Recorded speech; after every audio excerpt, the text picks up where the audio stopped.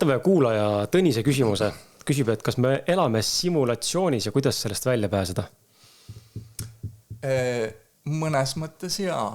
Ehk et kogu füüsiline reaalsus on tehtud energia poolt ja sellele energiale annab selle suuna tähelepanu. Ütleme siis niimoodi, et või mitte nii labaselt ja lapsikult, et mina olen oma tähelepanuga loonud selle koha, kus me siin salvestame seda asja praegu, aga tegelikult jah.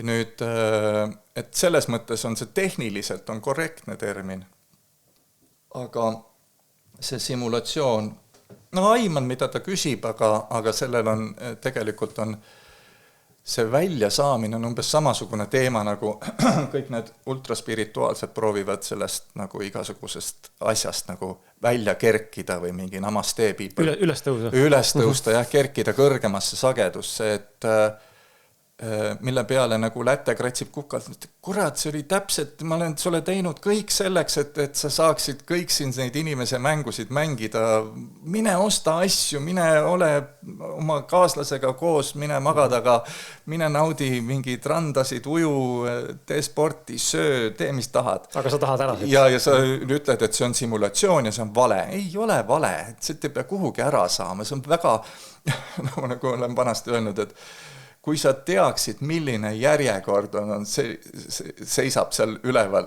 et saada inimeseks. See on amazing. Ja nii kui sa siin oled ja ära unustanud, et sa oled sealt ülevalt tulnud, tahad sa siit ära saada, sest miski on puudu, miski on valesti ja siis ütled, minu sitas elus on süüdi see, et me oleme simulatsioonis ja keegi kontrollib seda, keegi ei kontrolli seda, see on kõik. Okei, tahad ära saada, ära taha ära saada, tee mõnusam simulatsioon. Pööra tähelepanu positiivsetele asjadele ja ma luban sulle nii, nagu on sul crap-ventilaatoris, nii on sul ka positiivsed asjad kõik kättesaadavad, aga me lihtsalt oleme harjunud rohkem negatiivsele tähelepanu pöörama.